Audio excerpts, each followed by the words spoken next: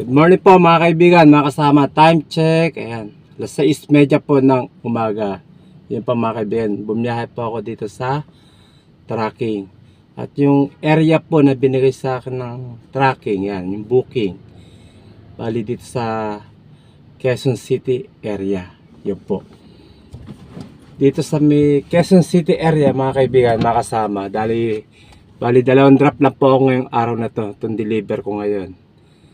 Bali total box po o boxes na naikarga ko o na pick up ko sa warehouse 5 lang po. So dalawang drop po siya. Yung isang drop dito sa may Walter Mart Junction sa may Novaliches, Quezon City 3 box. At yung isang Walter Mart naman po sa second drop ko 2 box lang naman po yun. Bali syempre mga kaibigan, yung gusto ko i-share sa inyo yung kitaan o paano kumita o yung bayaran o ibabayad sa inyo ni tracking pagpas na na-deliver mo yung biyaheng ito, itong booking na ito. Pagka Quezon City area po mga kaibigan, ang bayad lang po rito along the Metro Manila, yan, Mandaluyong, yan, sa Marikina, Quezon City, yan po, Manila, yan, mga ano pa ba, basta gano'n po, along na Metro Manila yan. Ang bayaran po yan sa sedan rate po pagka kotse po dala po ninyo 1,590 pesos. Pero pagka dala mo naman mga kaibigan, makasama yung unit na MPV katulad ng Expander, yan, Adventure, Suzuki APB, saan pa ba? Yan, Innova, yan po. Avanza, yan po mga kaibigan, yan po tinatawag na MPV. Siyempre, MPV rate, medyo malaki-laki pa yan compare sa sedan. Ang bayad po niya pagka sa Metro Manila po yung area, yung biyahe po ninyo, ang bayad po dyan 1,750. Pero, kapag AUV naman katulad na High Ace, Nissan NV350, tapos mga L300, yan, mga crossband, yan mga kaibigan, bali ang bayad naman po dyan pagka sa Metro Manila area nagkakalaga ng nasa 1,900. Yun po ang bayaran nito. Ngayon tumataas na lang po yung bayad sa inyo ni tracking kapag yung area po ninyo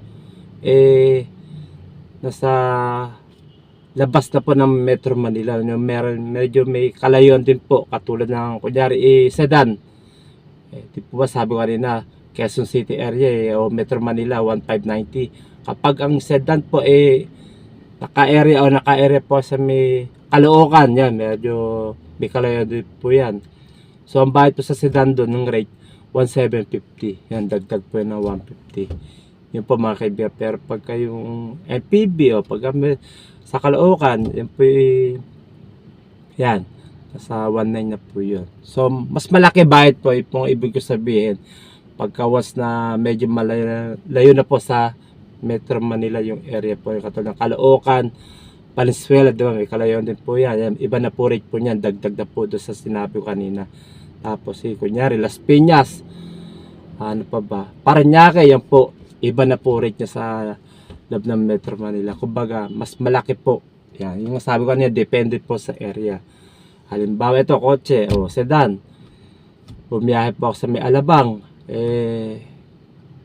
medyo may kalayon din po yun. So iba po rate po nyan, di na po yung 1,590 kundi 1,750. 1,750, misa pa nga 1,900 yata. Basta ganun po, mas malaki po sa Metro Manila. Okay mga kaibigan, syempre yan, papakita ko sa inyo dito yung nakapark mo ako rito yan isang truck waiting po yan for delivery. Tatawagin siya ng gwardiya para mag unload. Pagwas na tinawag na siya, yan, pwede na siya magbaba. Okay, so nakapark po ako dito sa loob ng parkingan ng Walter Mart Junction, Novaliches, Quezon City. Yun po mga kaibigan. Syempre, para makita ho ninyo yung karga ko, 5 box lang po yun. Sabi ko una, 3 box Walter Mart Junction, at yung pangalawang drop ko po 2 box lang po yun. Total of 5 boxes. Okay, pakita ko po sa inyo yung box na di-deliver ko rito. Ayan, dito sa may compartment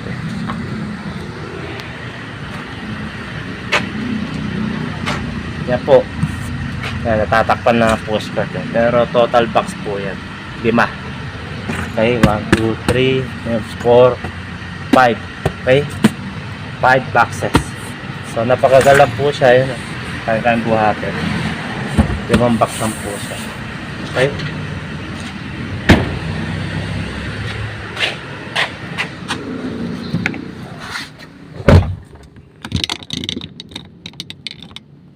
yun po mga kaibigan, bali narito na po sa may Walter Mart Junction, Novaliches, Quezon City. So waiting din po ako para tawag ng guardia o checker para ipa-receive ko yung deliver ko yung item ko rito na 3 box. Okay mga kaibigan, okay po, may update ko po kayo sa second drop ko po. Okay, dito po yung pinaka-receiving area ng Walter Mart Junction, Novaliches, Quezon City. Pag ako tinawag, yan, idadak ko po yung sasakyan ko dyan. Kasi bawal daw postcard eh. Okay, dito yung pinaka-first drop ko, 3 box lang po. Ito yung 3 box na i-deliver ko. Yan po. Okay, 3 box lang ko yan, dito sa Walter Mart Junction.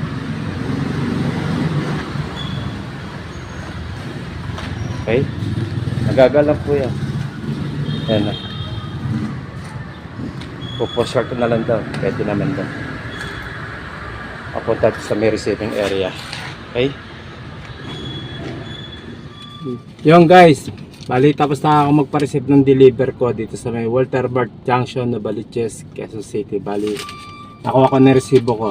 So may stamp siya and then pirma para sigurado. Kasi pag walang pirma, walang stamp, babalikin ka rito ng boss mo. Kasi yun ang katunayan na na-receive na nila yung item. So kailan talaga may pirma sa yung stamp. Importante po yan. Okay, so diretso na ako ngayon sa second drop ko sa may Walter Mart Visayas. Okay, saka po siya ng Quezon City. Okay, let's go.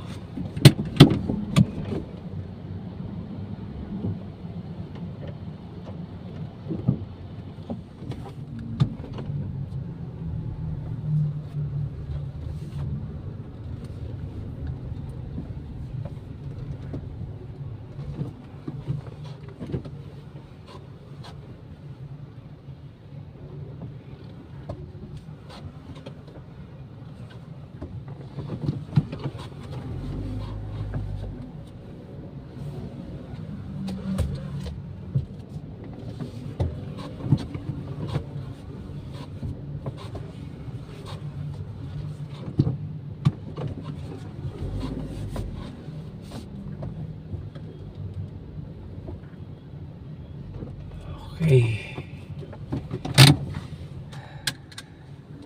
Okay guys, narito na po tayo sa second drop natin ng Walter Mart.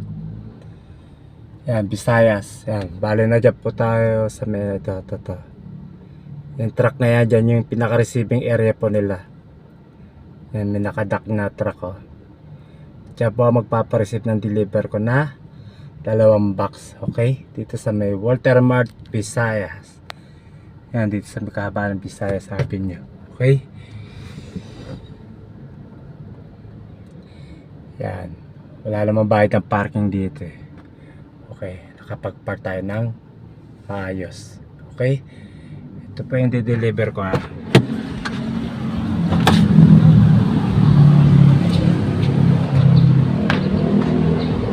Yan, 2 box.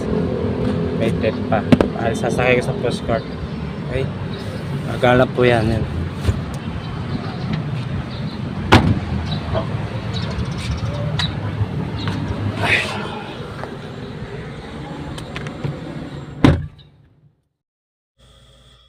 Second drop, 2 boxes, Walter Mart Visayas.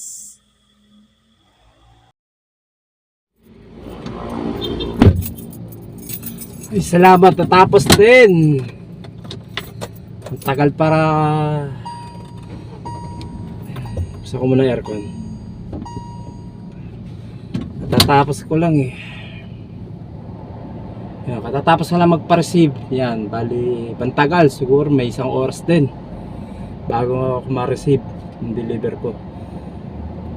So yun, tapos na ako mga kaibigan. Bali ito yung init, grabe. Talagang araw eh. Yan, ako, ito na po yung resibo ko ng second drop ko dito sa may store ng Walter Mart, Visayas. Yan, Visayas Avenue, Quezon City po ito. Okay, dito na po ako mga kaibigan. Yung nga po sinabi ko, ang area ko Quezon City. So ang babayad sa dito ni tracking 1,590 pesos. Bali 2 drops po ako ngayong araw na to. Okay, so ano oras na? 9:51 ng umaga. So mag alas 10 pa lang ho. Tapos na po ako. So uwi na. Sabay pahinga. Tulog. Okay mga kaibigan. Ayusin muna.